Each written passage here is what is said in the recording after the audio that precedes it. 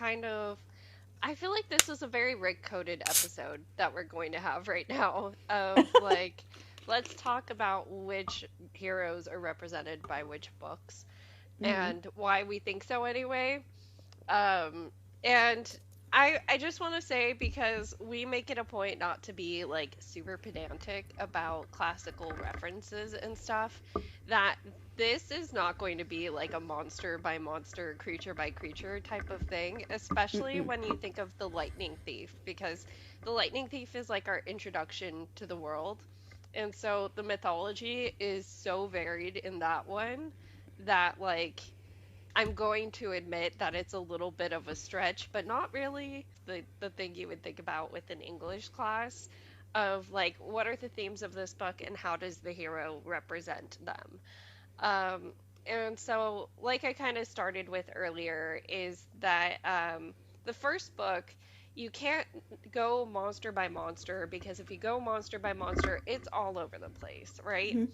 And especially like if you go monster by monster all over the series, Theseus and Heracles are all over. Mm-hmm. And it doesn't necessarily make sense in that way. But the first hero we're kind of introduced to lore wise is Perseus, because we find out that's Percy's name, it's who he's named after. And Perseus, we have to think of him like his story. One of the themes of Perseus's story as a hero is this kind of relationship with his mom. So his mom, her dad was waiting for an heir, and he wasn't having any sons. His daughter was prophesized to have a son who would kill him. And so his great plan was, I'm just going to lock my daughter in an underground bunker.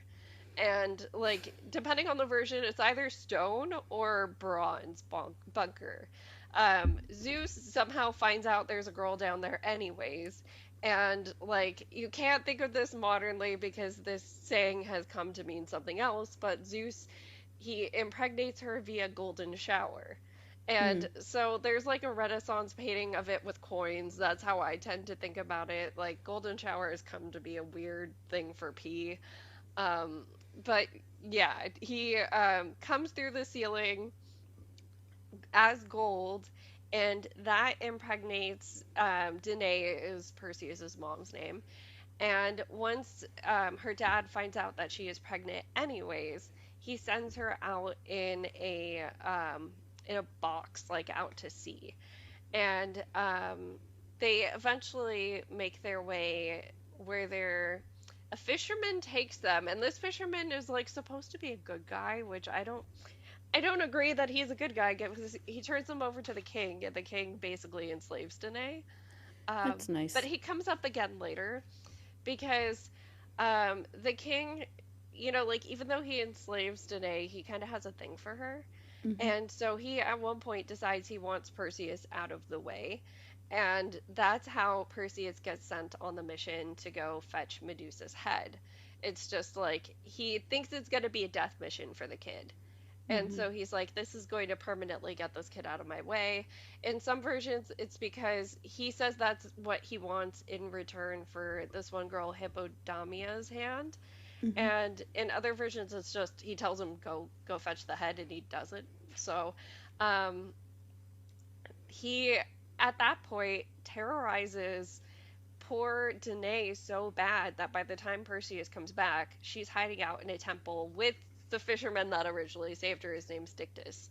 And that's why I'm like, are we supposed to think of him as a good guy? Because he takes refuge with her in a temple, and then Perseus eventually, I think he gives him the kingdom, like at the very end of it, that the evil king once had. So we're kind of supposed to like him, but I don't Mm-hmm. like him because you turned him over to a king that enslaved the mom.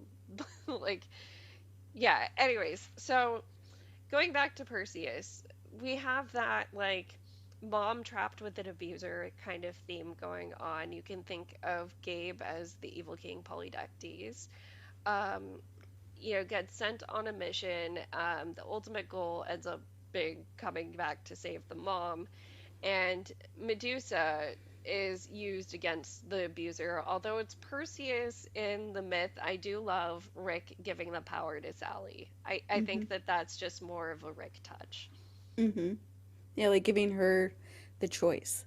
Yes. That's the thing about that ending scene that I like the most is that Percy doesn't just go and do it, that he tells he tells Sally like if you want to get rid of him, this is the way how, and I'm just going to leave and let you decide what you want to do, and she does it. But she gets to like decide what she wants instead of it just being like something else that happens to her, which Yeah. is like how Rick would want that to be different. Yeah. So, like I said, if we were to take other things, Minotaur's Theseus, the Furies kind of show up all over in mythology. Satyrs show up all over. Chiron is all over the place. Dionysus is very general. But specifically related to Perseus, there's a couple similarities. So Perseus first goes to the Grey sisters, who are supposed to lead him to the Gorgons. Mm-hmm. Or, wait, no, to the nymphs, who then give him stuff that lead him to the Gorgons. I think it's Mm-hmm. both. Um, but he goes to the Grey sisters and he grabs their tooth and eye and is like, "You're gonna give me info." And so they tell him. He goes to some nymphs, and the nymphs give him a bag, flying sandals, Hermes' sickle, Athena's either shield or mirror, depends on the version. If I didn't already say bag, a bag to carry Medusa's head in, and the Helm of Darkness. And that's pretty similar to Percy. He gets the bag from Ares, but it contains some of those similar things. Of course, he has already shipped off Medusa's head at this point, so the bag doesn't have that in it. But the flying shoes also, like the gifts come from all over, but he essentially gets given all of the same things when you think about it. Mm-hmm. And This like myth I yeah, thought was really interesting because of the ways that it was like similar but also very different. Like Hermes, there was the version I saw was like there's a version where the what are they called again? You just said them. The the magical sickle. things that give him the gifts instead of the Oh, actual nymphs. gods. Yeah, then there's that version. Then I saw that they said like there's that version, and then there's a version where like the gods themselves just like give it to him. Yeah. And so the version when the gods give it to them, Hermes is the one that gives him like the sword and like the still the flying shoes. And I was like, this is ridiculous. That like in this version, Hermes himself is the one that gives him those things instead of it being like his son. Yeah. And in that version of it, Athena, has like the shield and she gives him the backpack. And I'm like, it's interesting that in Rick's version, it's Ares, her like very angsty, ridiculous brother, Yeah, they're kind of that rivals. gives him the backpack, and that the backpack is a trap. Like the in his version, Ares's backpack has the helm in it secretly the whole time. And so he doesn't give it to him because he actually wants to like give him supplies. He does it to like trap him basically when he get Hmm. if they actually get down to the underworld. But I thought that was it. This was like the one that I thought it was really interesting to see the way that like Rick was like, no, I don't want this to happen like this in my story. Hmm. Where in like the original version of the story, he goes and kills Medusa, and then he goes to like give all the stuff back to the gods. Like, here, look at this great stuff that I did. Yeah. And and and in like Rick's version of the story, he angrily sends them Medusa's head in a UPS like cardboard box that he carried across like half all around the country with him until they can finally get rid of it because they don't know what to do with it. Yeah. And he doesn't give them anything. Like he doesn't give them anything back. He's just like, I don't like you guys. Hmm. Anyway, bye. And I'm like, yeah, that's definitely a detour. You can see like where he was like, yeah, I don't like this idea. Instead of him wanting to like give something back to Athena to be like, thank you for my gift. Instead, he does like the stuff that he does with like the arch and Athena and all that kind of stuff instead. And I'm like, I like this detour, but it's just interesting to see like where he chose to adapt the story when you look at the original myth, I guess. Yeah, so I was trying to come up with like what would I call the lesson that this hero like represents here, and it's Mm-hmm. love is worth fighting for. And then we're also just kind of introduced to the bravery of a hero, and I think that that goes for both the Perseus and the Theseus myths because with Perseus, I think of like the Andromeda being a good example of his heroism. Like he was just on the way back with Medusa's head. He didn't Mm-hmm. have to stop, but he sees this maiden chained up and he's like, what's going on here? And he Yeah. finds out that she's being sacrificed to a monster and he's like, well, I'll just take care of the monster. Mm-hmm. Um, and so that's kind of like the bravery that Perseus has in his lore. And then Theseus, when it comes to the Minotaur thing, he like newly reclaimed his kingdom of Athens and like in some versions like yeah, he was sent there while I believe Aegeus is the king's name was still under Medea's spell.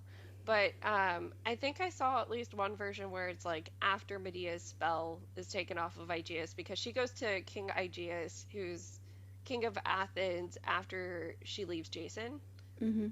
and she puts this king under a spell to like basically she's actually running Athens. But like that's actually what's happening. Mm-hmm. And so he had trouble having an heir too. And he ended up getting a little princess pregnant, and like the princess also slept with Poseidon in the same night. So Perseus is kind of one of those like semi divine because he has that influence of Poseidon, or sorry, Theseus. And the king had buried a sandal under a rock and was like, we're going to keep it a secret that I'm this kid's dad. He can come get me when he can get this sandal from under the rock. And Mm-hmm. so Theseus goes to the kingdom, and that's when he's asked, like, can you take care of this problem we've been having with King Minos? We have to send these teenagers out to go get eaten in this labyrinth. And he just goes for it, you know, like Mm-hmm. he has no tie to this land. And so that's also his heroism of like he doesn't necessarily have to do it. He's proving himself and showing that he's kind of worthy here. The I will Um say the part with Perseus that I thought was yeah. interesting that Rick definitely changed because he I'm sure he didn't like this part of when he Mhm. kills Medusa is that in the original version of where she's a gorgon and everything, Yes. that when he comes in to kill her, her and her sisters just happen to be asleep, Yes. and he sneaks in and just kills her when she's asleep, and so she like wakes up as it's happening and it just dies like watching somebody that she doesn't even know is there just kill her. Mhm. And I thought that was interesting that him just like changing that completely, like not even just the fact that Percy and Annabeth and Grover are like kids. And so it's hard to believe that he would let like a bunch of kids like sneak in and kill somebody, but it's also just the general idea that he's a fucking bitch. That like Yes. he couldn't even like try to fight them, that he was sneaking around like that so he could try to kill them without them waking up because Mhm. he didn't want to have to actually fight them because he probably would have lost. Yeah. And so instead of actually doing that, that's actually probably a more terrifying way to die of like just waking up to somebody killing you and having no idea what's going on instead of having some clue of what's happening. Mhm. And so I thought that was interesting that Perseus does that, and that's the way that he beats Medusa and cuts off her head and then gives to the gods as like a nice reward for them. Mhm. That's definitely like the opposite of what Percy would want to do. He's not really somebody that would want to. I can't imagine Percy like killing even like the worst thing out that's going after them in like that sort of a way where they're like asleep and they don't have any way to like protect themselves or even have any way of knowing that it's coming. It just feels like somehow worse doing it like that. And especially the whole idea of then giving it to the gods and being like, look how good of a demigod I am. That Yeah. definitely would never happen. But I just thought that part was interesting because of how much he changes how Medusa dies in the book and in the show and how they do it in that way. Like both versions are a little bit different, but they're still like actually fighting her. Odysseus' story is closest to what we would consider a hero now, Hmm. even though he very much like diverts even from Perseus's path in the book itself. But he is the closest to what we now in modern times would consider a hero, really, out of all of the demigods that he talks about so far in at least the first five books. Yeah, and I mean that was his whole point. He it's lore in the universe that Percy is named after Perseus because he is that kind of hero and because he has a happy ending.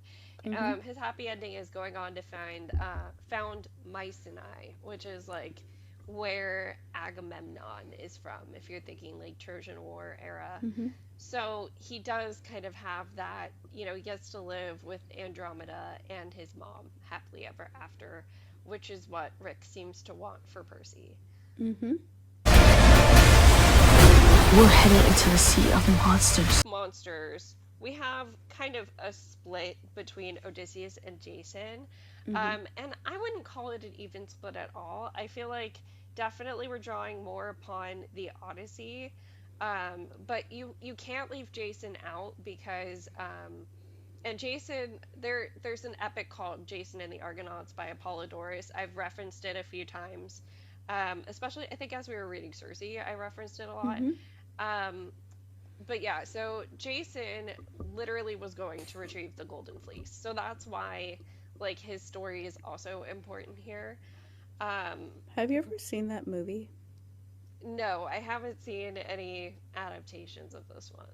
I haven't. It's like an old school movie, and I always wanted to watch it, but I never got around to watching it. Jason and the Argonauts. Yeah, so that is kind of when you think of the Trojan War and you think of how people talk about their lineage a lot and like, oh, my dad did this thing and my dad did that thing. Some people's my dad did this is my dad was on the Argo, which I Mm-hmm. think they referenced in Circe, where it was like, oh, a lot of people say that, they're from that. Also, I'll just say the ship that they get around in the Heroes of Olympus book is called the Argo 2. Okay, yeah. And so every time you say the Argo, that's what I think of, and I'm like, wait a second, that's not the same thing. Yeah. So, we have a lot of overlap in their mythology because these are two seafaring captains. Like their epics are about going on a sea journey. So we have Circe, Scylla and Charybdis, and the Sirens are kind of the big overlapping monsters. Mm-hmm. And we, I mean, they have more of an Odysseus feel when we get to them. Definitely because you think like Circe, they fight him with the multivitamins, which kind of represent Molly, and they, he gets transformed. Um, with Jason, he was going, literally with Circe's niece, so he wasn't necessarily in that same danger. Mm-hmm. Um, Scylla and Charybdis, Jason kind of gets to skip that. He goes through the Clashing Rocks instead, and he's guided by Thetis. Yeah, sorry, too many Mm-hmm. names that are also similar in Greek mythology. And Odysseus has more of the experience that they have with the Birmingham, where they actually have to actively make a choice. Although, of course, Percy is not the one making the choice. It's Clarice, and she chooses, let's try to sail by Charybdis in this ship that's not meant for deep sea travel. Mm-hmm. Because she's Yes. Clarice and has problems with her father. Um, Yes. I will say this one is interesting to think about when it comes to like the general thing I wanted to do because people like miss some of the references that Rick does, especially Hmm. when it comes to like to Luke, Yeah. is interesting to think about his role in Sea of Monsters and like the Odyssey and Odysseus. He's way more like Odysseus Hmm. in Sea of Monsters, where he basically does something that forces Camp to like send somebody out to get the Golden Fleece because he's like, well, I need the Golden Fleece because that's something that will bring Kronos back right away, right? Hmm. And I can just like, do this like it's like he's thinking, I'm killing like two birds with one stone. Like I'm gonna stab Thalia. They'll probably find a way to bring her back, and then she can like, take over and do this thing with Kronos for me instead. And even if that doesn't work, I'll still have the golden fleece, and he'll come back soon, and I don't have to do it then. Like, and that's like kind of the Odysseus thing is a lot of the stuff he gets involved into and stuck in forever when trying to go home, or even when he's or even in like the Iliad, but especially when he's trying to go home, is that he's trying to think of ways for other people to do things that he needs to do, but he doesn't want to have to actually do it himself. And that's very much like Luke in the second book. That's what he's doing the whole time. You don't realize that until the very end, until he like, villains out and tells them that he knew they were going to go after the golden fleece the whole time, and so he just like did something to make them do it so he could steal it at the last second. Instead of him having to like go fight all these different things, he's like, well, why don't I just make like the traumatized children do it for me, and like not try to kill them too hard so that they can just get it so I don't have to. And I thought that was interesting because Luke's role in like the first book really is like in the general myth is like Hermes. That in like the myth version, Hermes gives, Perseus like the flying shoes to actually help him. In Rick's version, Luke gives him the flying shoes and they almost kill him. Yes. And so he's very much saying like, don't trust the gods. and in this one, it's just more definitive of there's other things you could compare it to, but it's just he's making the overall thing of showing Odysseus. This is why I like the Sea of Monsters version of the Odyssey, because a lot of them are like, Odysseus is so strong and so tough and so powerful, and isn't he so cool, and look at him wear this like weird red hat, and everyone will probably be British when they live in Greece, and all this other stuff. And then Rick Riordan's version of the Odyssey is like the person that is the most like Odysseus is the villain. And I'm like, okay, you're making your points and I appreciate it. Yes. Yeah, well, so Odysseus is one of those heroes that you hate to love, right? Mm-hmm. Like, because even before all of these adaptations, he was the one that you get frustrated with as you're like, okay, how's our boy gonna get out of this, right? Mm-hmm. And so, yeah, there is a little bit of that, and of course, there's the influence of Hermes, being both there for Odysseus and Luke, which is interesting. Mm-hmm. Yeah, I thought it was interesting how he had Hermes be there to like tell Percy to go on the quest, and he Yes. tells Percy in the He gives beginning him like the multivitamins too. yeah, and he gives him the wind, and like that they use to like their version of the wind is they just use it when they need to like get across the ocean pretty quickly to get away from Luke for of all people. Yeah. But it's still he gives him all the things that is mentioned in the original Odyssey. But he also tells him like I want you to go save Luke, and Percy's like I don't think I'm gonna do that. I think he wants to really kill me. And he's like, but I want you to go do it anyway. And he also come and talks to Percy at the end too when they're back at camp. And so Hermes is like the only god that resembles giving Odysseus like any sort of like somewhat helpful advice in the Odyssey. Yeah, unfortunately. Like Poseidon's just like I hate you. Yeah, Athena's over playing with Telemachus. Like, Yeah, Athena's too busy like fantasizing about all the different strategies they could come up with together, and Poseidon just wants to kill him really badly. And Hermes is the only one that's like, hey, drink this stuff, and then she won't be able to kill you. And so instead of he does it in a very different way in our story, but he's still being like the one that's giving them all the things they need. If you just ignore the part of him trying to make him feel responsible to save Luke, that's Yeah. like where like his version of the story like comes in, still with how he shows the gods, but it's still a lot closer to the general Odyssey and stuff. yeah. Polyphemus is another one that is Odyssey. I couldn't find Polyphemus in Jason's story, and I don't think Calypso shows up in his story either. But the Colchis bulls actually are Jason only. Um, Anyways, what I was thinking is supposed to be the lesson, because I think this is the lesson just in general when we're talking about a seafaring epic, is like, Mm-hmm. what does it mean to be a leader? Hmm. Odysseus as a leader literally loses all of his men. And, Like a lot of, Clarice. yeah, a lot of times he gets them into trouble more often than is necessary, and he has to think of the way to get them out. Um, I think there's a little bit of just the idea of Xenia comes up, although it's not as in your face as it would be in like an actual Greek source material because it's not something we think about. Hmm. But it's something that Percy actively thinks about is like, okay, I'm showing up on these people's islands. No wonder they don't like me. Yeah. And that's something that we have to kind of think about ourselves as a modern audience when we read the Odyssey, Hmm. because Odysseus certainly doesn't think about it the way he should.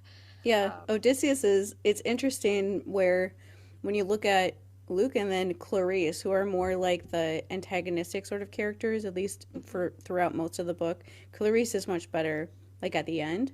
But still, like Clarice, like thinking that she needs to like go through Scylla and Charybdis despite everything telling her not to is a very Odysseus thing to do, to be like stubborn like that. And then especially her like doxing herself yes.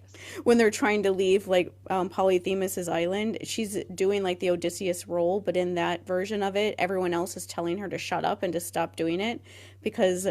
these people don't want to do that. But it is very much like a Odysseus sort of thing of Odysseus sees like the different places he stops at and thinks that the people that, or the beings or people, however you want to put it, that he runs into there should be nice to him because he's like graced them with his presence.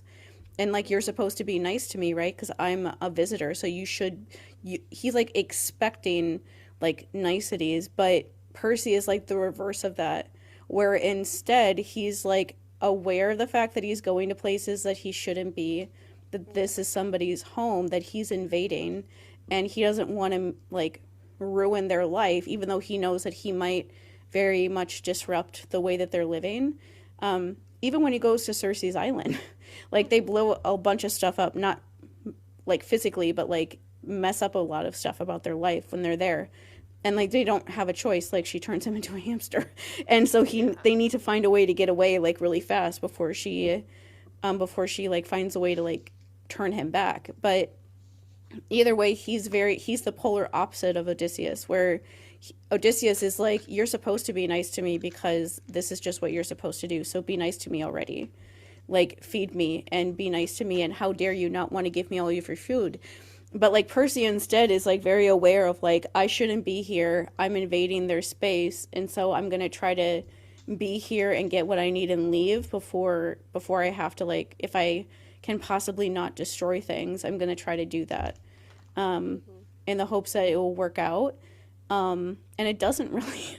But Yeah. he's very aware of that, and he doesn't want to. Is the overall point of, he's somebody that's going in not wanting to do that and tries to find a way to like lessen that damage, and makes you as the audience like aware that showing up in these places on this quest is you inherently doing that. And that's definitely like a theme that just goes along in all the other books that differentiates Percy from literally every other demigod in the history of the world. Yes. But this is like the first one where it becomes like super obvious, because the first book he was too young and it was his first quest. So he didn't want to do that kind of stuff in the first one either, but he had no idea what the heck he was doing that in that entire book, since it was his first time doing any of this stuff. This one, it's his second time out there, so he's more aware of like, okay, the same kind of stuff is probably going to happen this time, but I don't want to do that. I don't want to be like another, hero that just like tramples over everybody so that I Hmm. can get what I want. I don't like that. And it's just nice to have your hero make you think about that from a slightly different perspective than normal. That's the thing Yes. I'm looking forward to a lot about their version of the Odyssey, to like bring everyone a little bit back down to earth about like Yes. thinking about like the perspective of all the other people that these characters interact with, instead of it just like not being something that gets brought up very much. I want to say this Um, one introduces us to hubris, just like as a general concept. I think Annabeth especially goes Mm-hmm. through her own very big hubris journey throughout this one.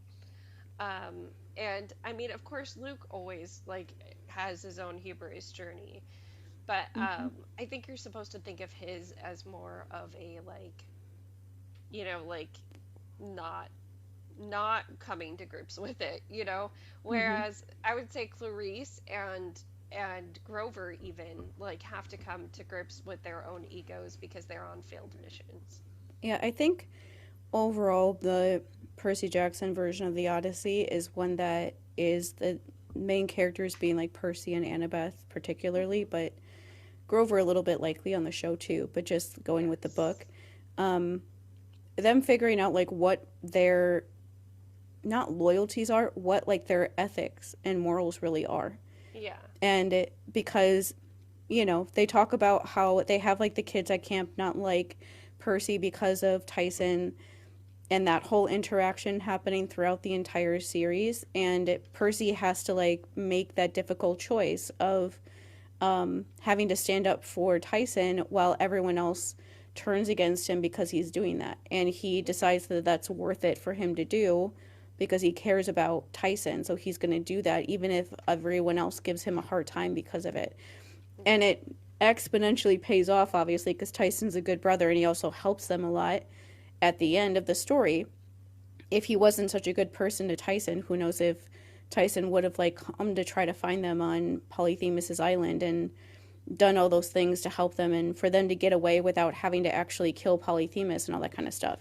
And Yeah. with Annabeth, it's the same thing of like she's really loyal to somebody like Luke and kind of like she's more loyal to like the memory of Luke and Thalia than to anyone actually like living in her reality anymore. And so for her, it's more the idea of like trying to figure out like what do I actually think about how this actually happens in action.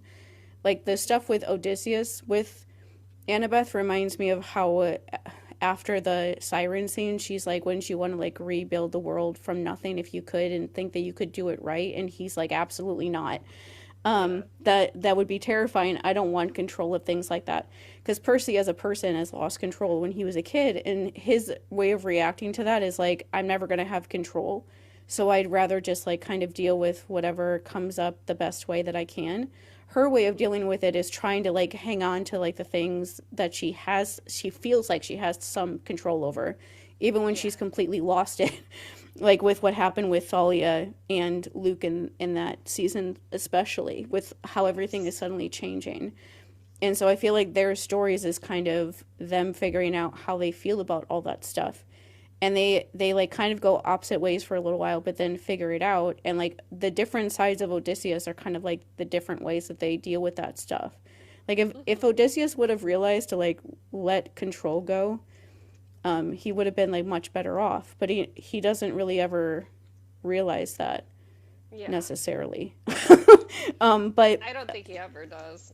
no, and like Annabeth eventually gets to that place where she realizes it like this is stupid. I'm not doing this anymore after she almost drowns herself. Yeah. It finally like hits home with her of like what am I doing? Like Luke and Thalia are not here right in this exact moment. What if I just like help the person that's actually trying to help me Hmm. right now instead of like being upset with them because of things that happened like years ago that I can't change anymore. And also Tyson dying helps her a lot with that too, of her realizing like I was wrong about that, and there's no way to get around that. I was just wrong about that, Yeah. and it makes her realize like I don't want to be wrong about that sort of person just because of stuff in the past.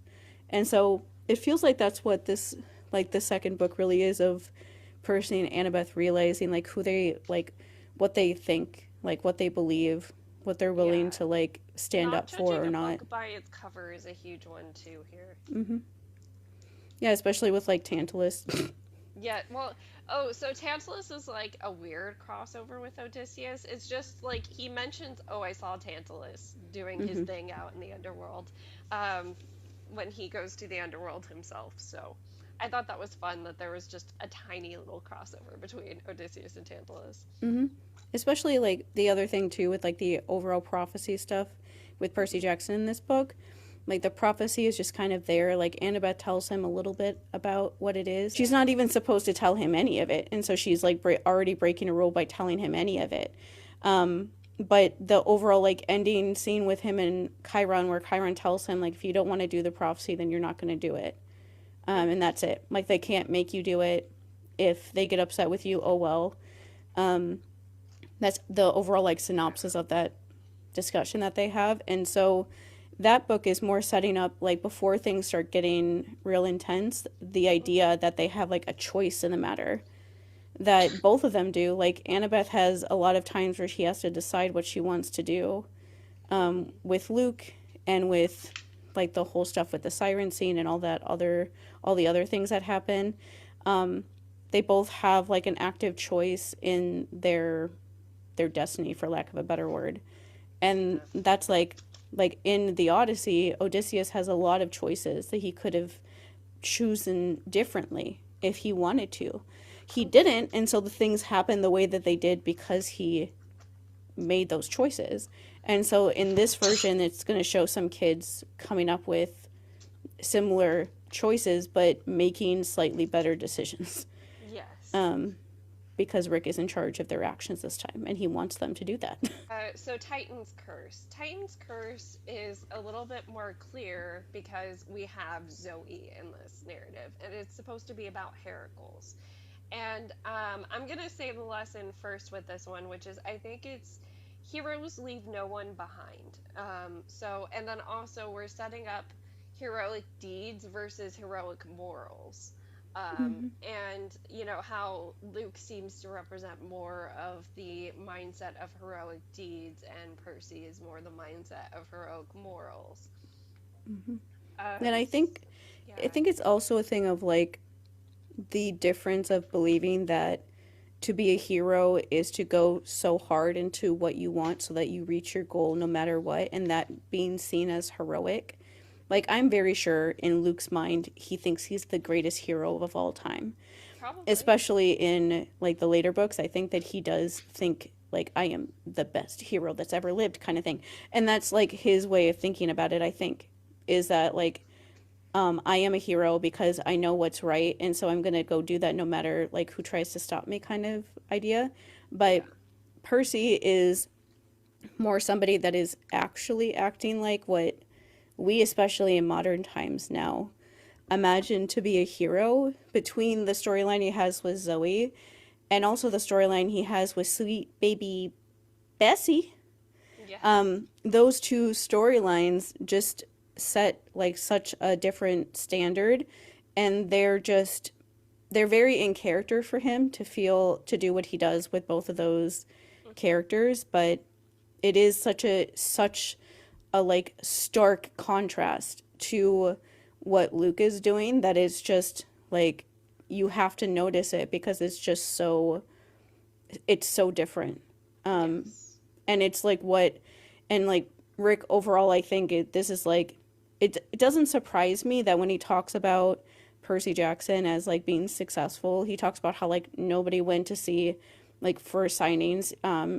Like Becky has talked about before on Threads, that he would come home crying because like one singular child would show up to his signings when the first book came out, and it wasn't until Titan's Curse came out that it was like a bestseller right away, and it started getting super popular, and there was like tons of people showing up at his signings now, and he felt like this series was going to be what he thought at the time would be a success. Nothing as big as what it's become, but he thought he would be able to put out all 5 books and that it would overall be seen as like a success, when the first couple ones he wasn't sure if it was going to like really happen. But I think that kind of happens in this book because they like just kind of make like him be able to like set the narrative, what he thinks is important and what he thinks people should take out of these stories versus what is usually taken out of mythology stories overall in history. Yeah, well, with Heracles too. So you have to this one, I feel like he tells us, because you do have to piece it together a little bit more than with some of these other heroes. So we know that it's Heracles because of Zoe, but also we have an encounter with Atlas. tricking him to hold up his sky again. We have the Nemean lion, Erymanthian boar, an encounter with Nereus, and Heracles is also the one who kills Ladon. Mm-hmm. Um, so like we know with the deeds here, but with Heracles, so where he's kind of an interesting figure when you study him, I think I've said this before, is like he wasn't a figure I actively had to study in any of my classical education. I'm talking even high school Latin. Mm-hmm. We didn't ever just like sit there and let's talk about the 12 labors of Heracles. Um, and I think I don't know exactly why, but he's not the figure that people think he is. And I think part of it does go with like I've never watched the Xena spin-off. Have you? With like they did a Hercules spin-off of Xena, didn't they? Oh, I didn't watch it, Yeah. But that was but like I 80s, knew, 90s, right? yeah, like in the late 90s, but I knew it existed. Yeah. I didn't have cable. We were too poor. And Yeah. so I didn't see Xena. I never really watched Xena. My best friend when I was in high school loved it. And so he showed me some episodes of it, like when we were in high school and a little bit after. But we didn't get cable until I was like 13 or something. And so by the time I was that old, I don't think it was airing anymore. Yeah, Um, I think it was a spin-off of Xena anyway. But they did have like a Hercules show. There's also, of course, Disney's Hercules. I think for us millennials especially, it's like, oh, Hercules' 12 labors. It mm-hmm, seems like this cute thing. And then you find out that Megara, the like most beloved character in that entire Disney movie, was killed, and that's why Heracles had to do the labors, was because he mm-hmm, went to an oracle that was being controlled by Hera. It was like, you have to serve this King Eurystheus. And I think he had to serve him for 10 years or something like that, doing whatever he wanted. mm-hmm, Eurystheus was like, you're going to do 10 labors for me. And Heracles, he got help on two of them and had to do two redos, which is why it's 12. mm-hmm, So one thing that's like the first thing to think about is him killing Megara. Like, yeah, the 12 labors are impressive, but the reason why he had to go on them is not a great reason to start out with. Um, like, one of the stories that I enjoy of him, he is a drunk, like, himbo at best, like in the story, and that's the story of Alcestis. It's this I don't even know to call it a tragedy because I think you know how they talk about back in Greek times they would do like the plays would be they'd do three tragedies and then a comedy. mm-hmm, I think that this one was put in the comedy place, but it doesn't read like a traditional comedy either. And so Alcestis, she dies for her husband, and then Hercules comes and he's looking for a place to hang out. He's looking for some Xenia, and the stupid husband is like, yeah, we're not doing anything important. Why don't you stay with us, Hercules? Which he shouldn't have done. Hercules finds out because everybody's like, you're being a drunk slob kebab, and we're all mourning the lady of the house, that she died. And then he goes and literally wrestles her from death. And so, like, it's funny in that like he's drunk and he does it, just like, oh, I'm here, I guess I'll go save the lady because it just happened.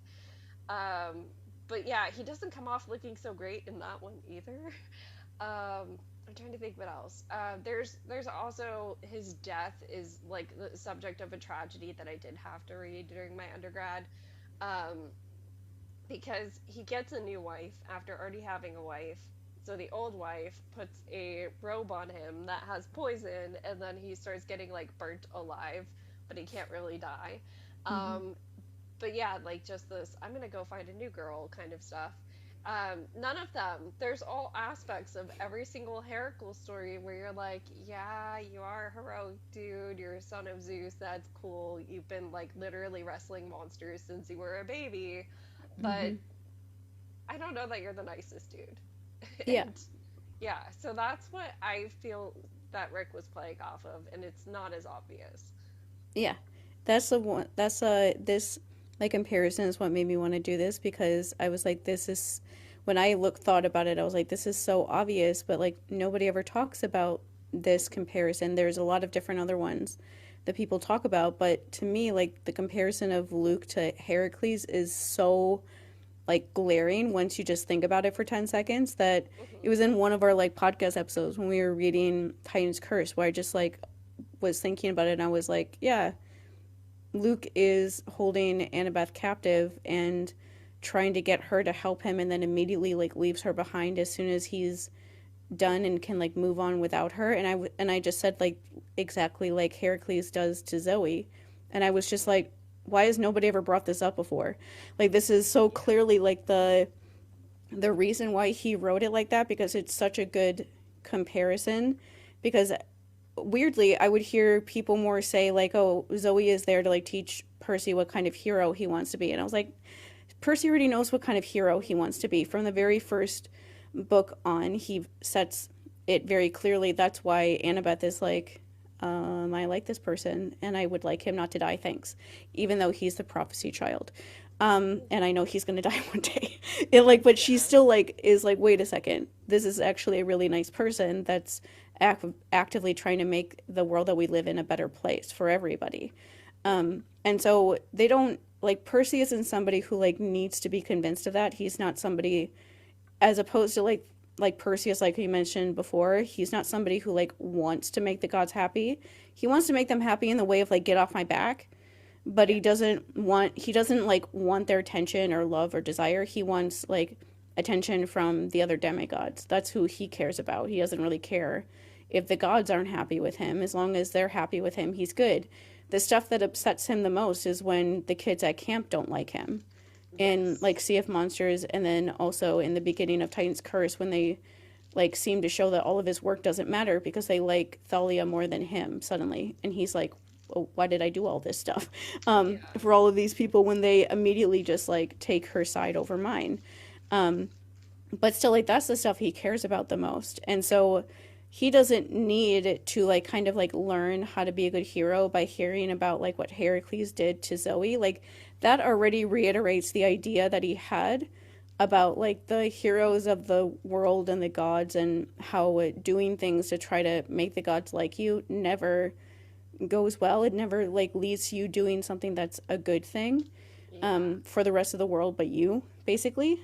And so he knows that already, but it does make a very extreme point that like the overall point too from that book that I just think about is how there's this really fun video, you know, that you might not know it's from Hamilton. You might know it's from Hamilton, but it's basically like, it's the part in Hamilton where Hamilton is explaining why he voted for Thomas Jefferson for president, even though he hates him. And he's basically saying Jefferson has beliefs, Burr has none.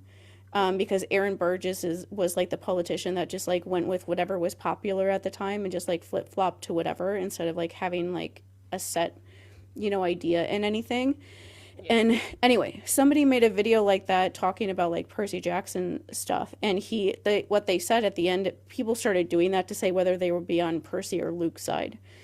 And she was saying that she was on Percy's side, and when it got to the end where she says like why, she was doing it as if she was Clarice, and it was Clarice saying that she would choose Percy, and she's like, even though we fought a bunch of times, she's like, Percy has friends, Luke has. I was like, yeah, that's actually a really good point of kind of what he's doing in this book as well, is that things are very difficult, sure, for Percy, but there are people that just, because he's a nice person to people in general, whenever things are about to go like careening off into a horrible place, like somebody that he cares about like pops up to help him somehow because of the fact that he is a nice person, and so people want to help him back, even if things, obviously Bianca dies, like Zoe eventually dies, so it's not like everything is perfect, but like Bianca dies because she wants to like run off and do the plan because she feels bad that she made like the robot happen. But it's just like Apollo shows up to help them when they're just like out there in the snow and stuff. like the gods show up and give them a little bit of advice, but there's just always somebody. Like Grover knows how to handle like the boar, and so they get to like the next place. He helps them handle like the statues and stuff at the dam, but like all these different things, even like Dionysus showing up in San Francisco and Thalia being able to get him to help them. It's just every time, even Zoe protecting them from Ladon by eventually dying because she protected them from it, and him being able to hold up the sky long enough to stop Atlas, and Thalia pushing Luke off of a cliff, is all of these things happen. Even like when he's in Olympus and he's yelling at the gods to save Bessie's life, like some of the other gods like back him up about that.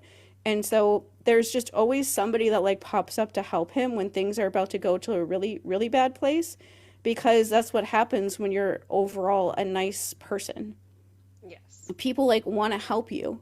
And because they can see that when you have like actual set morals that you're willing to stick to no matter what is going on, people see that, they see that you're consistent and they respect you for it, even if they don't agree with you all the time. And so that's why Percy's able to get through all of this stuff in that book. Luke doesn't have any friends because he doesn't have like, the only set morals that he has is just like protecting himself over everything else. And so everyone else is expendable because of that. In the same way that like the story of Heracles, like doing something like that to Zoe, isn't that surprising, because the way that especially Heracles of all heroes is kind of looked at, the thing that mattered was that he completed the goal. They don't really focus on like what he had to do in order to like get that goal. It was just the matter that he had to finish those 12 things in order to get what he needed. And so it didn't matter how he did it. It just mattered that he did do it. And so the idea that he probably screwed over a lot of people along the way in order to reach that goal. And so Luke is somebody that's doing that, but because he's doing that, he doesn't have anybody. He has literally no one, because when you are immediately expendable to everyone else around you, like, why would anybody be loyal to you? Yeah. Because anyone who's loyal to you is going to be tossed to the side at some point by you, and they know that. Like, if you're willing to do all, and especially the whole storyline with him and Annabeth makes that very clear, that she is the person that you would think he would be nicest to, and he puts her through hell. And like, she's a young girl that is being manipulated by him, and so she's trying to defend him at the end of the book. But he still puts her through absolute hell during that whole book. And so it's like, if he's not going to be nicer to Annabeth, he's not going to be nice to anybody. And because he's not nice to anybody, nobody wants to help him.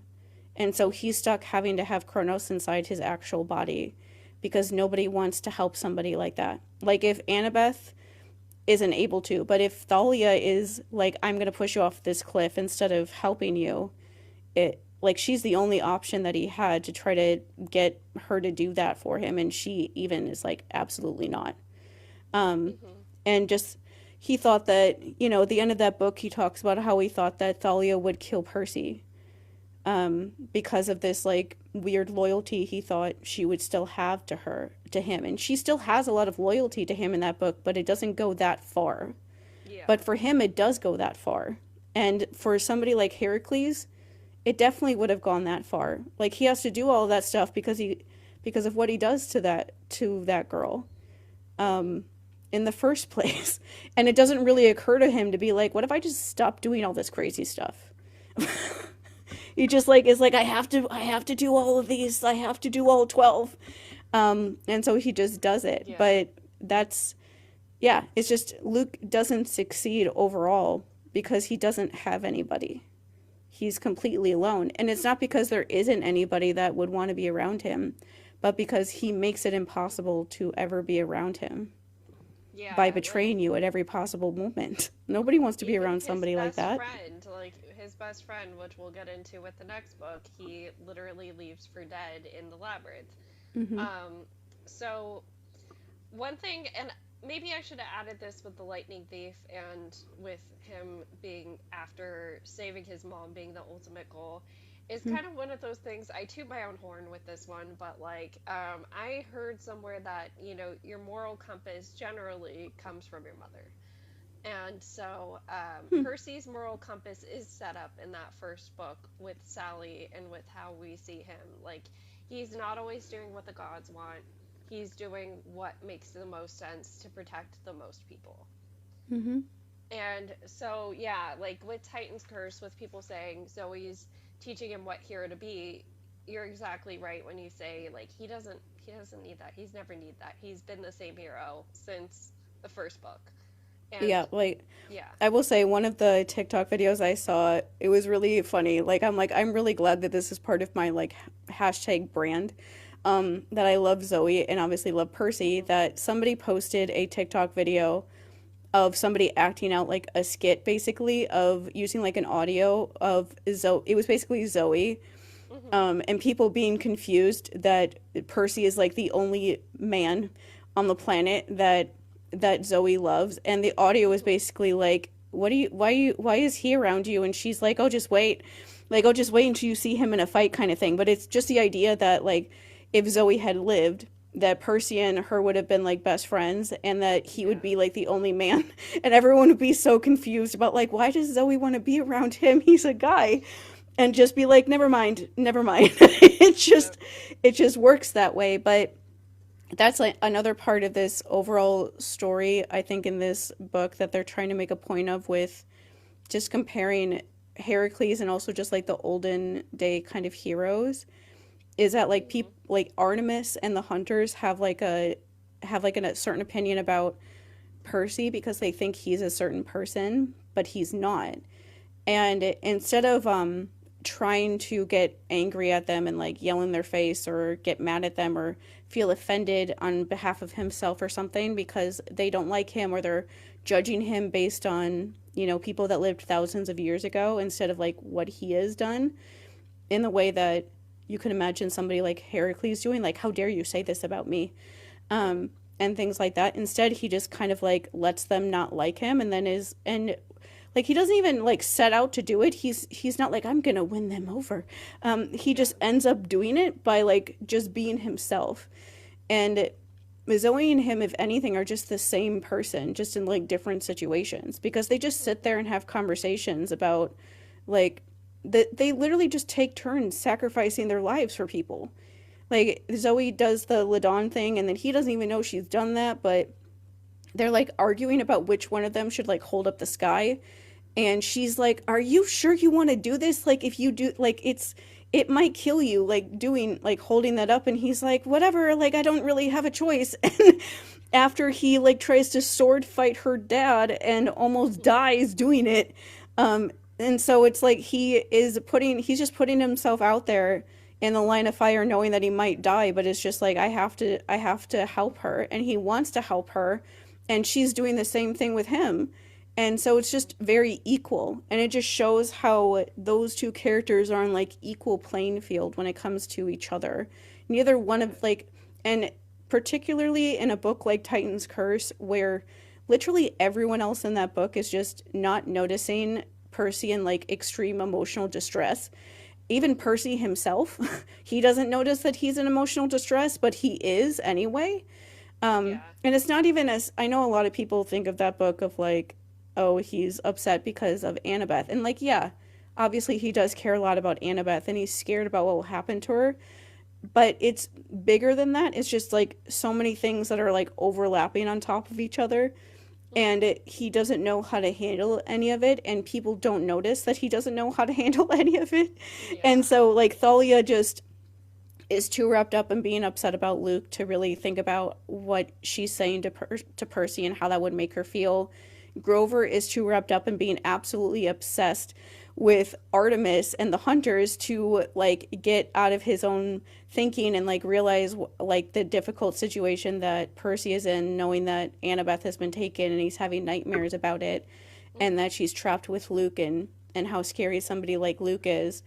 And like even like Bianca is like thinking about how happy she is about being able to like live her own life and be a hunter and not be like only no like stuck in the casino anymore, or having to like be the older sister to Nico forever, like her being able to like have her own life and her own identity.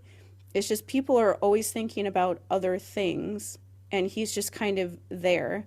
And like Zoe is somebody that actually notices that he's upset because she's upset. And she's like, how are you over there, sir? Like, are you okay? Is everything all right? No, you're not fine. I'm not fine either anyway. But it's just, it feels more balanced because neither of them really trust each other in the beginning, but they like slowly learn to trust each other over time just by like being themselves and like realizing like, oh, you're not who I thought you were. And he's like, you're not who I thought you were either. And it's just like, it happens very organically where you don't really notice that it's happened until she's like literally telling him after Bianca dies, like, you're a really nice person. You're not at all who I thought you were. Like, you're nothing like Heracles. And he's like, I am not. That is correct. But it just feels like a very natural thing for the two of them. It doesn't feel like forced to make them get along or anything because they're just like the same person, just in slightly different circumstances. Yeah. And it's just nice to have somebody like that around him for a little while, which is why people constantly think about how much easier his life would be if Zoe hadn't died. Because she would be like this immortal force that would just, anytime anyone was being really horrible to him, would just suddenly pop up out of nowhere and be like, do I need to kill them? Because somebody like that, like somebody who's like lived through all of that, yeah, you don't like put up with that bullshit. Like, if you ever want to see like me reach the edge of like anger, like be mean to Mandy. Yeah. like pray for yourself. if you actually do that and I find out about it and you're not somebody that like personally knows her in real life, so I have no reason not to be a bitch to you. Because that's the kind of thing of like, oh, I don't have to like try to keep myself together anymore because you've done something that is like too far to me. And that's like kind of how she is anyway, about being protective of the people that she cares about and all that kind of stuff. But it's fun to see that friendship that feels very like natural. It doesn't feel like they're trying to shove it down your throat. It just feels like something that would naturally happen, that somebody that's been screwed over by every other hero throughout history would meet Percy and be like, I choose you. Mm-hmm. Because he is nothing like any of them. And Rick, like, you know, hits you over the head with like an anvil in like a mythology way, and so people still miss it when they don't know like the like what Heracles is really like in those stories. But it's still there and just makes it so definitive of what you're supposed to think about him. Like, he literally thinks that Bessie is too cute to kill, so how could the gods ever want to hurt the baby child, even though it's something that might kill them. He's like, but it's an adorable animal. How dare you? Can I hug it now? Like that. That's a Percy around that. That's also me around animals. And so I identify with that part of him, that he's just like, it's a precious little baby. Am I not supposed to want to take care of it? And I just love the fact that the thing that gets him the most angry is defending Bessie at the end of the story. They're like, oh, they want to kill me. Whatever. That's not anything new. They always want to kill me, but they want to kill the precious little baby child that's a sea cow? Like, I will yell at Zeus over that.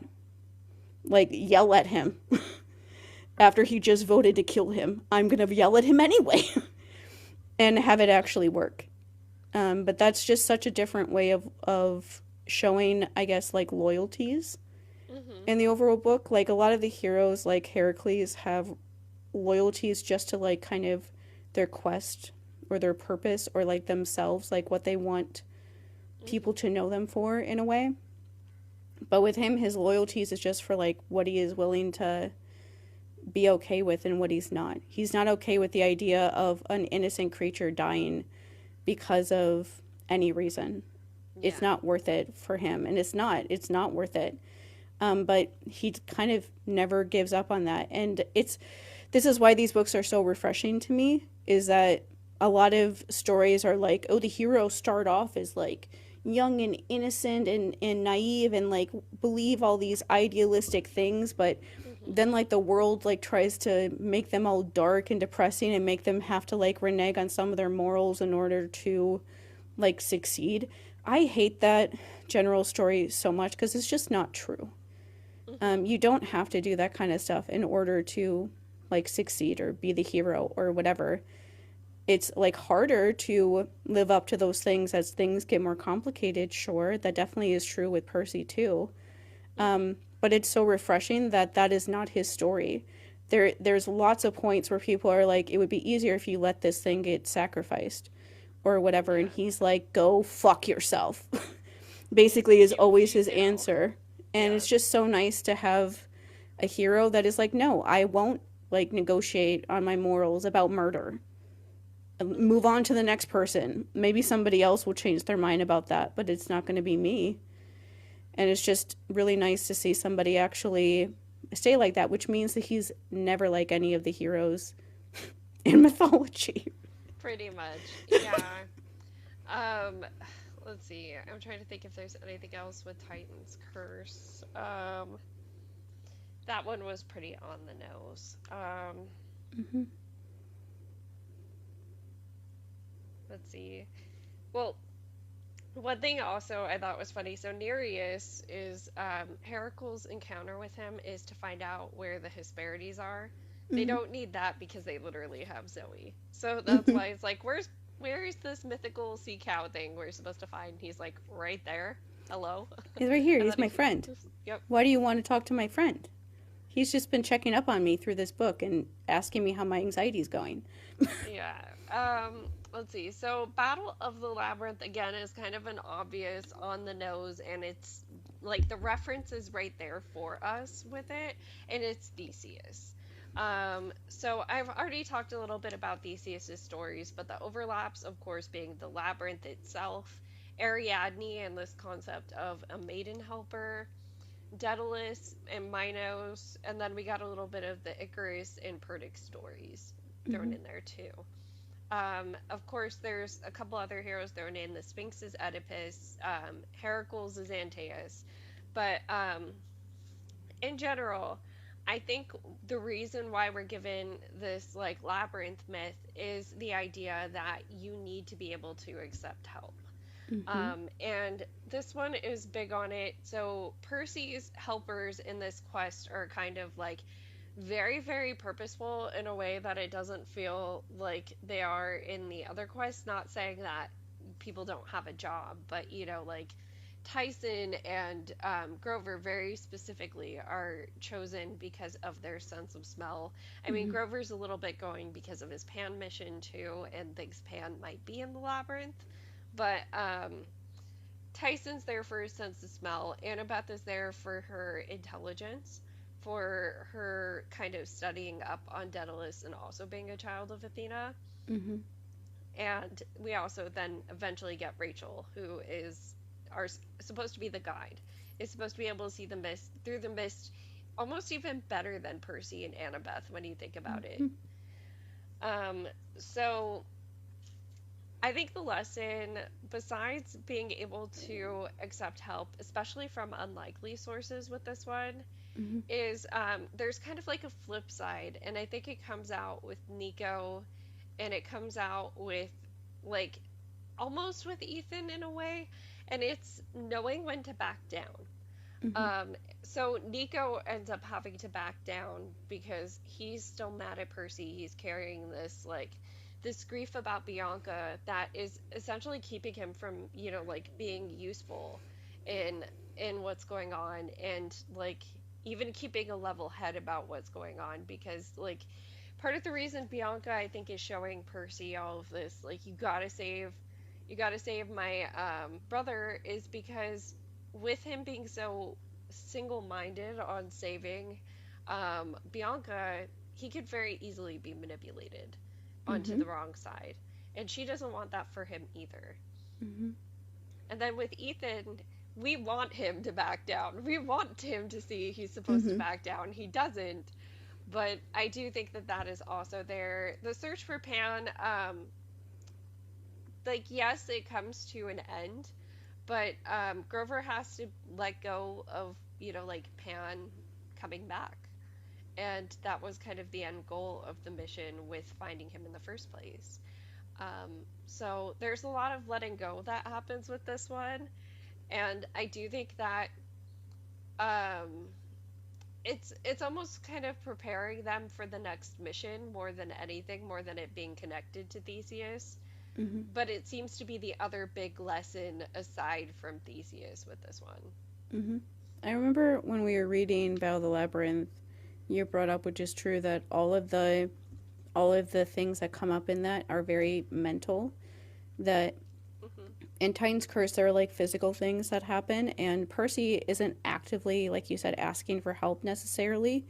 In that book, there's a couple times in Titan Curse that he has to, but most of it is just people helping him without him actually asking for it because he's not really in a place where he could do that if he needed it. Even though he needs it in that book, he never actually does. But in this book, there's situations that come up, and they're all just like how people like perceive each other or like what they think are happening, or like there's this overall thing that keeps popping up of people feeling like they're like almost helpless to be stuck in a certain situation or be stuck in like a certain way of thinking, and him and other people around him trying to like wake them up from it, like Nico being on his like one man mission with McDonald's to try to save Bianca. There's even like Calypso and how she sees herself as the victim all the time, and Percy gets like stuck there because he doesn't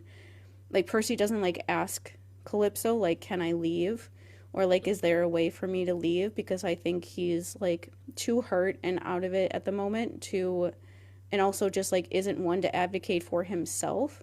When he thinks he can be helpful, he wants to go back, but until he thinks he can help other people, he doesn't really think about it. And like Annabeth, even with having to like swallow a difficult pill for her, that this is her quest, but like she has to let Rachel lead them through it. And if she would have not let Rachel help just because purely of just like her own ego of not wanting to have to ask somebody for help, especially somebody that she sees as like almost like less than her because she's just like a normal girl. She's not, like a demigod or anything like that. And she just doesn't want to like her just for her own like the own stuff that she's going through at the time with Luke and everything. That she has to accept help from somebody that she doesn't want to. And it's like that she keeps coming up against that in that book of like, I think it's like one of the most interesting parts of that book when it comes to Annabeth is that every single time they're in the labyrinth, she keeps thinking that she can figure it out herself. Yeah. Even when Rachel is there, she's like, no, we're supposed to go this way. And Rachel's like, no, that's absolutely the wrong way to go. And she like doesn't want, like, she keeps trying to be logical about it. She keeps trying to like logic mind her way through it. And this is like the most unlogical thing possibly ever created. And it's just, even when she knows that, like intellectually, she knows that, she like still finds herself trying Yeah.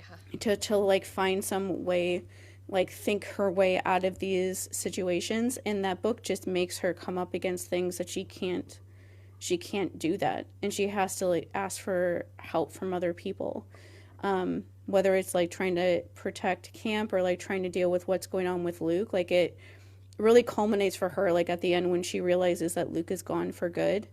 And yeah, she does take it out on Percy and everything at first, but she like has to, that's like one of those things of no matter what she does, she can't change that. Hmm. She just has to deal with it. And it's really hard, but she can't get around it. And there's so many things in that book is just people trying to find a way, thinking that they can find a way around these things, and it's like you can't. Yeah. You just have to accept what's happening in front of you, even if you really don't want to. Whether it's like, Grover having to deal with the fact that Pan is dead, and that they've been like feeling helpless all these years, thinking that he's going to run in and save them instead of just doing it themselves.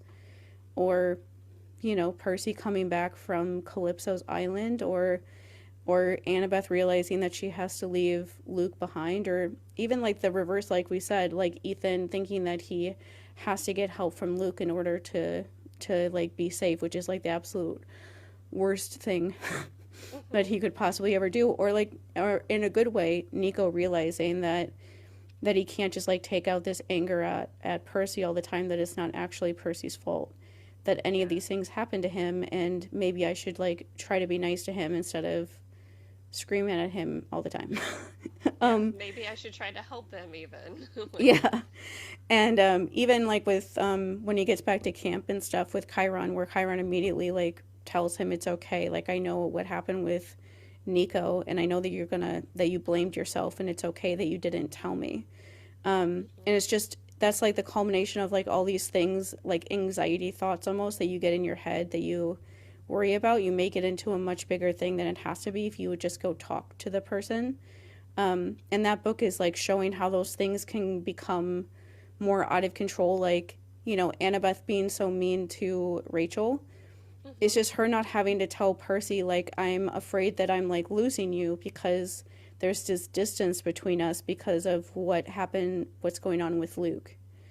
Hmm. And she doesn't want to have to say it out loud. And so she picks stupid fights with Rachel for most of the book because she doesn't know how to deal with that, and then has to swallow all of her pride at the very end of the book and admit to Percy that that he was right about Luke the entire time Hmm.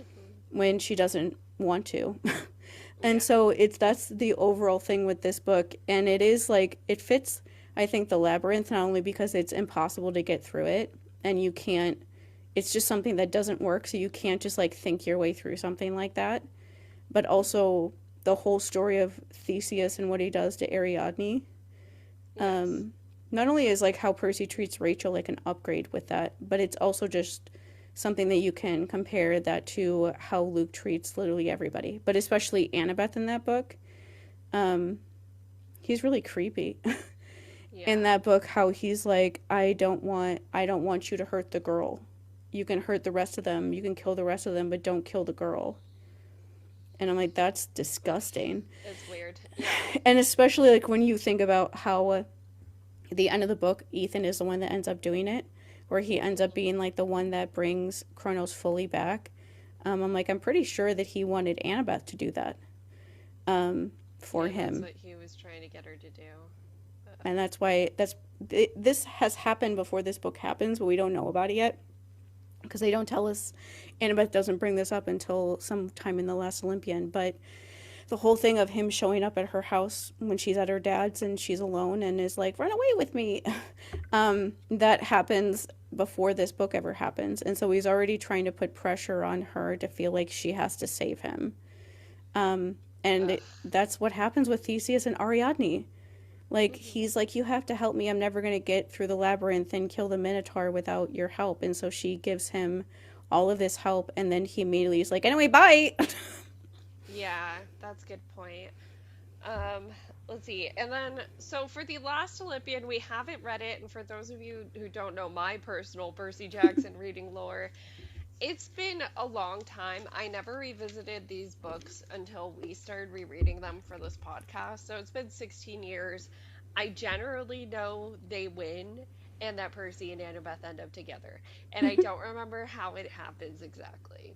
So, Shannon kind of gave me the spoiler of this one's based on Achilles. So I just wrote just some general lessons that I think we're supposed to be learning from Achilles as a hero when we read his lore. This is something that frustrated me deeply when we read Madeline Miller because, like, I've been saying this the past few weeks. I feel like heroes have a certain archetype that, like, some of these lessons are supposed to be baked into who they are in general.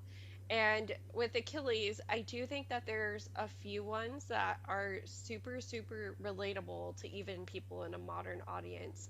The number one being this idea of what it's like to be one of the little people.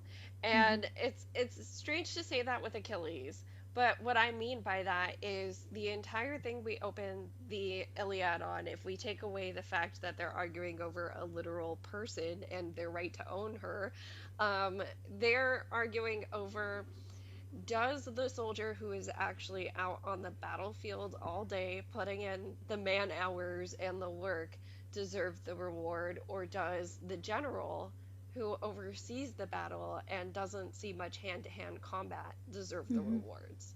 Mm-hmm. That is the general argument of the Iliad that we open up on. And I feel like that one is pretty representative of the series as a whole because we talked like the past couple weeks a little bit about Ethan Nakamura. Like he is the little guy in this story. He is somebody. He is a demigod. He's a bona fide demigod, but because his parent is a lesser god, he just doesn't have a place. Mm-hmm. Um, and so he's a little guy here. It's like, does he deserve to not have a place when he's never done anything? When like, maybe his parent isn't so special or maybe is a little bit darker of a concept god person thing. Like he still deserves a place. He didn't actually do anything. So Mm-hmm. I do see that theme being a little bit present here of, like the person who didn't choose to be here but is still here and trying to do the right thing deserves something. Mm-hmm. um, and then let's see, we have the theme of companionship. I have to bring this one up because everybody brings up Clarice and Selena, and I don't remember the details of this. I just know that people talk about there being a general like Patroclus and Achilles feel with them, Mm-hmm. and like that of course being the secondary anger in the Iliad is this anger that comes about when Achilles loses his history will say they were best friend. And so that that anger carries him to a place where he like he does what needs to be done in the war. And I hate that what needs to be done is killing Hector, but it's true. Like Hector was literally the the last straw that was like or not the last straw. He was the last like string that Troy was hanging by. Mm-hmm. And so that anger is what carried Achilles through the task of like, okay, last thing, they stand no chance now. But there's also the theme of that anger getting soothed within the Iliad because that is, like a lot of people when they read it, they're like, wait, how is this the Trojan War story when it begins on the very last year of the Trojan War and it only takes us through a couple months and Achilles isn't even dead and we know he dies before the end of the war. What Mm-hmm. it takes us through is the soothing of his anger. It takes us through, he has that very human moment where he has to realize like, I am a mortal person. I have a dad back at home who's aging, and now I have King Priam in front of me. He is in the same amount of grief that I am over my companion, best friend, lover guy, over his son. And we can just be human for a second together and grieve these people that were great people together. Mm-hmm. And that's when he finally is like, okay, we're gonna calm this anger down. And so I do think the soothing of the anger is probably something that's gonna come up with Luke. Just in general with like how I hear that the ending happens. I do think he has to do what he does, I think he has to come to some sort of reconciliation of like things will get better in a different way than I imagined. Um, It's weird, yeah. because I am interested to see what I think about it when I actually read it this time because I don't remember it that much. But what I do remember of it is that um, the the way that Luke is especially fits. There's so many Achilles references in the Last Olympian. It's just like nonstop once you know what his story is, with so many different people. But especially with Luke, the way that it happens with Luke really is the part the part in the Iliad when Achilles refuses to fight. That's basically Luke all the time. Like he's just like set in the way that he's thinking. Hmm. And then at the end of everything, when he realizes that he's lost, that's like the entire book. He doesn't really think he will. He thinks that he's going to win. And it doesn't look like he's going to lose for a lot of it. And it's not because of anything he could have possibly like foreseen as to why he doesn't. And so it's one of those things of he has to like admit that he was wrong because he lost. But that's Yeah. like really what is going on with that is him having to acknowledge that the way he did things was wrong. But I don't know if he even realizes that what he did was wrong, or if he just thinks like, oh, my plan wasn't good enough.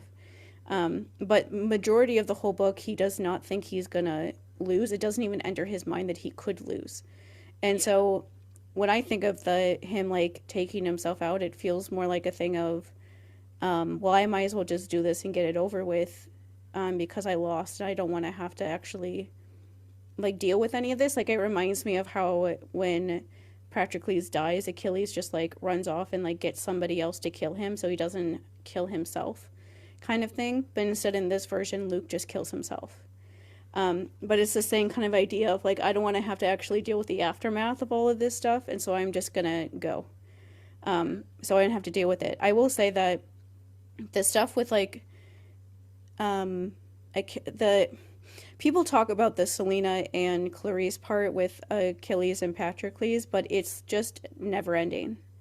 With in this book with Achilles, Patroclus, scenarios in different ways, like the overall idea of like sacrifice of, and it, I don't want to give any of this away because this is the thing that I've been like putting off us starting it, because I know this is going to make me cry reading this like certain scene a lot, and it's very early on in the book, and so I know we're going to read it as soon as we start reading it.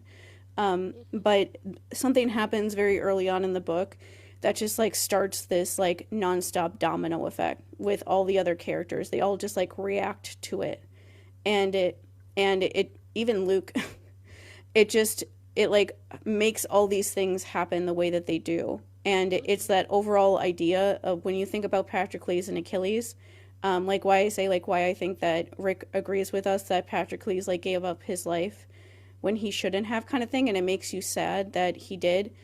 That version of that is like all these people giving up their lives for this situation, not because they should, but because Luke is making them, because they have like no other choice. He's forcing this to happen because he won't stop, and so they're putting these horrible situations where where they end up having to do these things that they normally would never ever do.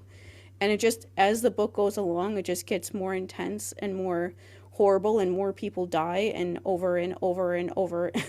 And it just keeps getting like more awful as the book goes on. And you're seeing it all obviously from Percy's point of view, who doesn't like it when people do things that he can't stop them from getting hurt when he feels like he should be the one doing these things. And so it's very hard for him to like watch all these things happening and not being able to control any of it. But that's like the Achilles stuff in this book that it makes me think of, is that there's just so much like sacrifice, whether it's like your actual life or other things about themselves, that everyone has to do that in some way in this book in order for them to win. And there's like a lot of different things that happen in a certain way. If one thing happened slightly differently, they wouldn't have won.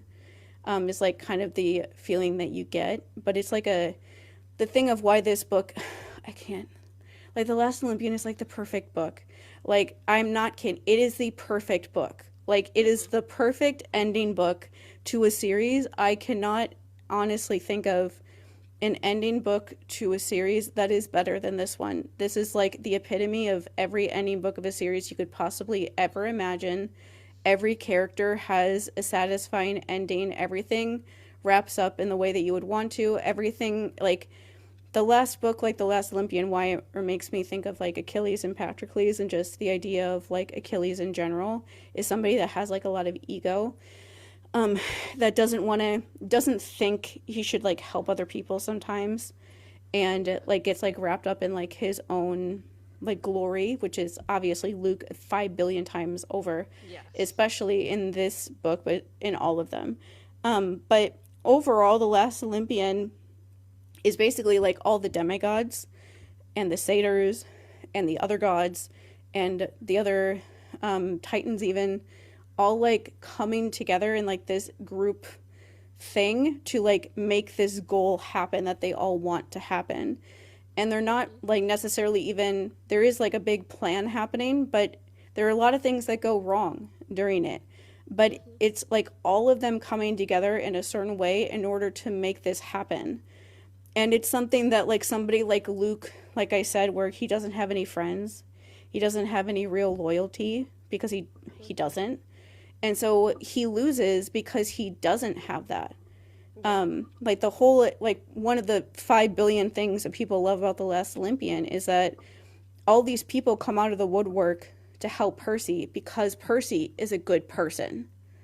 And Hmm. he has spent the last 5 years leading up to this book showing the entire like Greek mythology demigod world that he is a good person. He is not Hmm. he is it's not that he's a good person or you should look up to him because he's a hero because he's the prophecy child and all this stuff. None of that stuff matters. Like in the like, which is like the opposite of Achilles, of course. He looks at it as like I'm so big and bad because I have this prophecy about how I'm going to be the biggest, baddest person that's going to lose the or is going to win the Troy War for you, and so you can't do anything to me, kind of thing.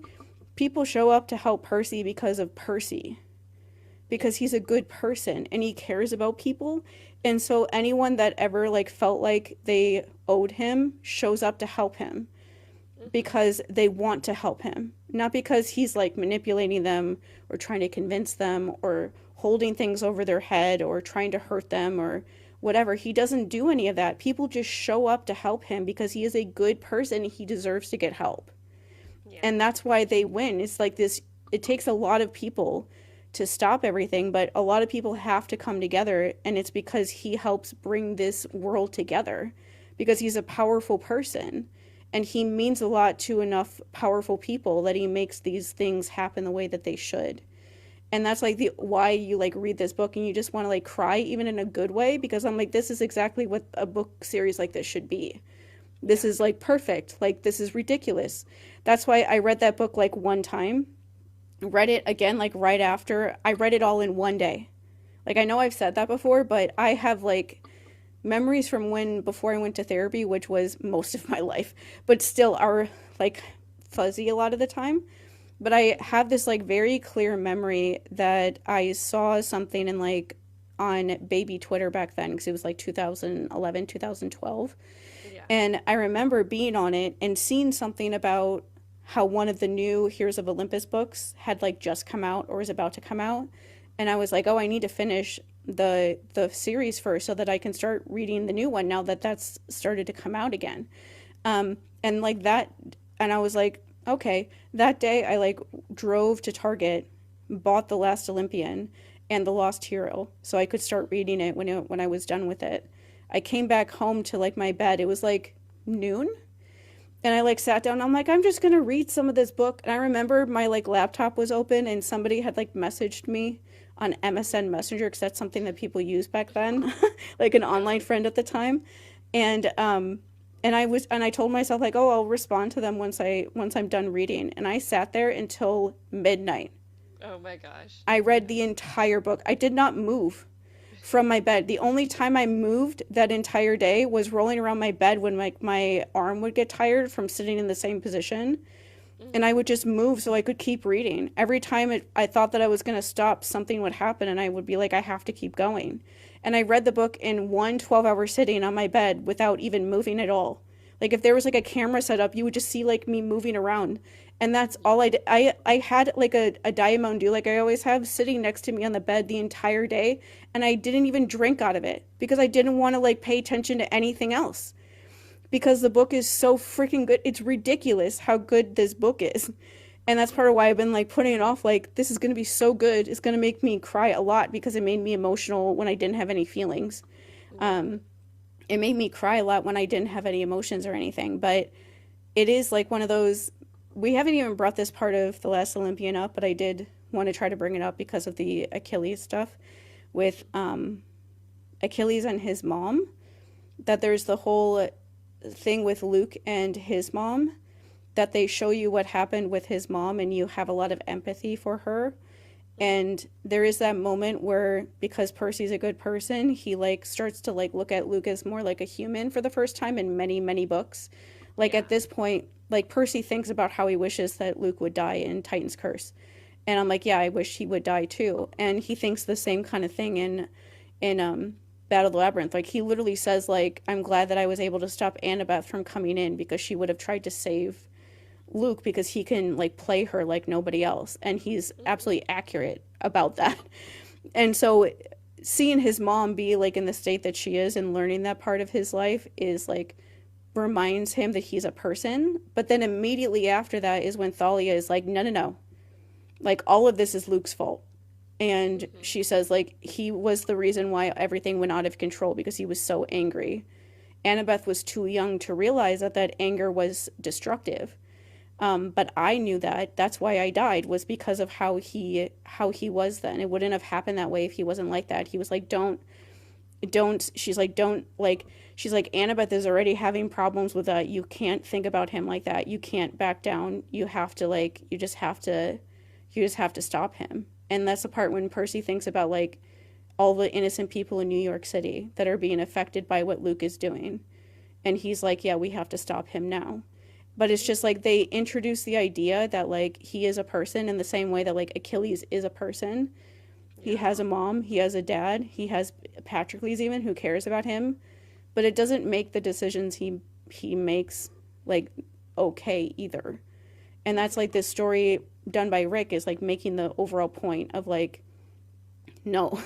Like, this is not a story of Luke being redeemed, because learning about his mom was the time when, if that was going to happen, that's the time when it would have happened. And immediately, the closest person to Luke besides Annabeth immediately, like, shuts it down. And is like, don't even go there. And that is, like, Rick telling the audience, like, do not go there. That is not this kind of story, because that's not Achilles' story either. That's... Yeah. Well, no. I brought this up a couple times, and I feel like it's something that people don't take that they should from the Odyssey, which is Achilles in the underworld telling Odysseus, like, I did the thing, I got my Chaos, look where I am now. Does this look like the kind of place you want to be? And, you know, Luke has to learn that lesson in the same way, it feels like. I think that's what Rick is trying to tell us. Chaos isn't worth it. Chaos for Chaos's sake is not worth it. And it's going to lead to, you know, that kind of emptiness, because he similarly just puts him, you know, like, you go to the underworld, like, that's it. That's all you get, bro. Sorry, Luke. I mean, Achilles supposedly married Medea in the underworld, but even that, like, it's a brief mention kind of That's thing. just fun, because Medea would fuck with him constantly. Probably. That would be so much fun to watch her mess with him, never-endingly mess. Oh my god, that would be amazing. But what was I gonna? The thing I was gonna say about the what you were just saying about what Rick is doing with this book and Achilles, it's especially Luke. I think if you, like, knew what he was thinking in this book, you know how Patroclus does something that you think he wouldn't be, like, capable of doing, like going out there and wearing the armor and fighting people that he shouldn't be able to fight, because he's trying to, like, do it to try to protect Achilles and, like, help turn things around. That happens 5 billion times in this book. Like, people just are constantly doing things that you don't think they're capable of doing, but they do it anyway. And I feel like if you knew Luke's perspective in this book, like, if you knew what he was thinking, he would just be so confused about why all these things are happening this way, because it's not things that he would ever, like, think about or, like, think that people would do, because he doesn't understand the concept of, like, being willing to sacrifice yourself for a bigger purpose because you know it's the right thing to do, because it's, like, his bigger purpose is himself. And so he would never imagine being willing to, like, sacrifice stuff that way. That's why I think the whole thing of him killing himself at the end is him, like, admitting defeat. And that's his way of doing it, is by realizing, like, I lost. I'm not even sure at the end that he even understands completely why he lost. He just knows that he has. But it's just that general idea of all these people doing things that they didn't think that they would ever be capable of doing, because there's something bigger happening around them, and they just are forced to do it because it's just one of those things. Like, sometimes life just, like, throws shit at you, and you do things that you never thought you could possibly ever survive. And sometimes you don't. Like, a lot of people in this book don't survive it, but they still do it. and what they do like influences literally everyone else around them. And it is one of those things that he's making the overall point in this book that you don't know how the other people around you feel about you. You don't know how you influence the people around you in a good way without even trying to. Like, Luke constantly fights so much to try to manipulate everyone. And every kind of manipulation he tries to do in this book just like blows up in his face. Because there's just something else that is more important to those people. And so no matter what games he plays with them, it just doesn't work anymore. Because it's like, yeah, you can try to scare people if you want, but eventually they're going to just not care anymore. That's just one of those things about people. And I will say that just as like growing up with a really abusive person in my life, like, yeah, there's certain points where, yeah, you are terrified of them, but everybody has moments where you just like are tired of it and you just do what you want to do. Like, even if it's, you know, with how I did it, like many years after he was dead, still I was like tired of being afraid of him. And I just like decided to start living my own life for myself instead. And it took until I was like 34 to like try doing that. But still, I got there. And that's like what a lot of the characters in this book are doing. And that's overall what people go through. Is eventually, fear can only last for so long before you get so exhausted by being so afraid all the time that you just can't do it anymore. And you just start doing things for yourself instead. And you don't care anymore. Because it's like, yeah, I'm terrified of you. I've been terrified of you forever. Who cares? Like, everybody has moments like that where you just like don't care anymore and you just start doing things to try to help yourself and other people because you just can't take it anymore. And that's what a lot of like this book is. And Luke's like, but wait, you're supposed to be scared of me. You're supposed to like do what I want because you're afraid of me. And everyone's like, I don't care. Like, people are dying. Like, New York City as a city is dying. I don't care anymore. You've messed with us too many times and we don't care anymore. And it's just a really nice thing to see in a book series like this, especially if that's supposed to be about like Greek mythology and the Western world and all that kind of stuff. Like the general idea of like community and a bunch of like traumatized, abused kids coming together, and that being the thing that leads to like success and happiness and peace is the polar opposite of what the Western world usually stands for. But that's what Rick Riordan wants it to stand for. And Becky, I greatly appreciate that. Yeah. But yeah, that's why people get so emotional about this book, because it is like the most perfect book. Shout out from Becky, a low-key one. Yeah. But like, there has been a lot more movement on both of their social medias these past few days, so that's what has me thinking like, let's keep it open. Yeah. I feel like this is like the best way to end this episode. Yes. Is that like we don't have that many subscribers on YouTube yet, and not that many people might know about us, but Becky Riordan remembers that we exist. And that our podcast is about Percy Jackson and trauma. Like, and not only that, but is like, you should read this book that Rick wrote. Yep. And it's like, yes, ma'am. Yeah, I will. One of his books it was before Percy Jackson. Yeah. So it's on our to read list eventually. Yeah, I'm like, are you kidding me, Becky? I don't know what to do about that. Like, I keep thinking every once in a while, just today, I just keep thinking about it. Like, Becky remembers that we do a trauma Percy Jackson podcast. Like, what do you mean she remembers that about us at all? Like, that happened in March. That was like 6 months ago. You have much more important thoughts to be thinking about than us. And so I'm like, what do you mean that that part of her brain remembers that we exist? And then out of all the things to be like telling me, like, you should go read these books. You should read this book that Rick wrote. You would probably like it. And I'm like, okay, ma'am, I definitely am going to go do that now. Yeah, so but it was that just might like, be what we do after the Last Olympian. Just yeah, we I am very intrigued to read a book that Rick wrote before Percy Jackson came out. It is like a interesting perspective just from the description of it. And it definitely involves trauma, which is why she told us to read it. She was like, you guys would like this book because it's about trauma. You can talk about it on your podcast. And I was just like, are you giving us content tips? Like, what is going on? that Yeah. Becky Riordan is giving us content tips. I don't care, but we're going with it. I don't know how this is our lives, but I'm fine with it. But I was just like, what is happening? Like, in the best possible way. Like, what do you mean that people, like, remember who I am and think that that's a good thing? Usually that just makes people mad. Like, what do you mean that she remembers this about us? I'm like, I'm not going to think about this too hard because it's just going to make me, like, freak out. About, like, does Rick know who we are then? Oh my gosh. Yeah, that's a lot. Yeah, I can't think about that. But it's just, like, absurd in, like, the best possible way. All of that happened because I just started posting on Threads because I got tired of Twitter. Yeah. That's the only reason any of that happened. So just post on Threads. Yeah, just get a Threads already if you haven't. Yeah. Just post on Threads. Becky will talk to you. And if you're not a bitch to her, she'll probably tell you content you should make if you make content. Apparently, yeah. Apparently.